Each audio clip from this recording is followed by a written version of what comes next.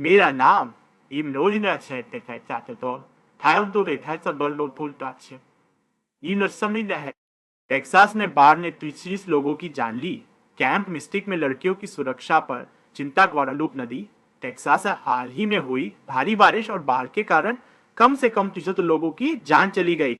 Camp mistake जो ग्वाडालूप नदी के किनारे स्थित एक क्रिश्चियन समर कैंप है में शुक्रवार को बाढ़ के दौरान कम से कम 30 बच्चे लापता हो गए।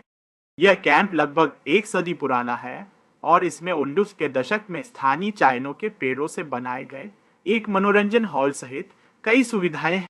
शुक्रवार की सुबह कैंप मिस्टिक ने एक संक्षिप्त ईमेल के माध्यम से माता पिता को सूचित किया कि उन्हें आपातकालीन स्तर की बाढ़ का सामना करना पड़ा। इस कैंप के पास टेक्सास के हंट में नदी के किनारे 2 स्थान हैं। कैंप के उन माता पिता को सूचित किया गया है जिनके बच्चे अभी तक सुरक्षित नहीं हैं। टेक्सास के उप गवर्नर डैन पैट्रिक ने एक समाचार सम्मेलन में कहा कि इस सप्ताह कैंप में लगभग 17 लड़कियां मौजूद थी। कैंप ने कहा कि वो खोज और बचाव कार्यों में सहायता कर रहा है, लेकिन उनके पास बिजली, पानी या वाईफाई नहीं है और वे अधिक मदद पाने में संघर्ष कर रहे हैं क्योंकि पास का राजमार्ग बह गया। ग्वाडालूप नदी के बाढ़ग्रस्त दृश्य को लेकर माता पिता ने सोशल मीडिया और टेक्स्ट संदेशों में लापता लड़कियों की तस्वीरें साझा की और आशा भरी कहानियों का आदान प्रदान किया कि वे पेड़ों से लटकी हुई है या 5 मील दूर एक लड़कों के कैंप की ओर बह रहे। कैंप मिस्टिक का उद्देश्य छोटी लड़कियों को एक स्वस्थ क्रिश्चियन माहौल प्रदान करना है जहां वे शानदार व्यक्तिगत गुण और आत्मसम्मान विकसित कर सके, ऐसा कैंप की वेबसाइट पर उल्लेख। यह कैंप टेक्सास और उसके बाहर के परिवारों से लड़कियों को आकर्षित करता है, जिसमें सबसे छोटे कैंपर तीसरी कक्षा में आते। कैंप की स्थापना 1963 में हुई थी और इसे 1950 के दशक से एक ही परिवार द्वारा चलाया जा रहा है।